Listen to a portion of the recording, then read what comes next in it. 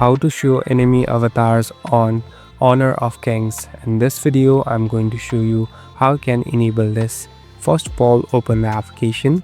Now here on the right top you can see the settings icon. Simply tap on settings. So we're in the settings interface.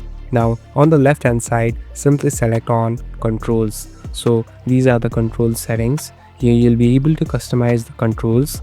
Now slowly scroll down. Here there's an option called show enemy avatars. So simply tap on it. So what does this do?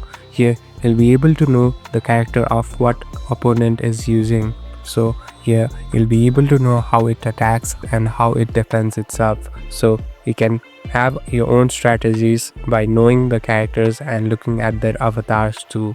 Thank you for watching this video. I hope this video will help you.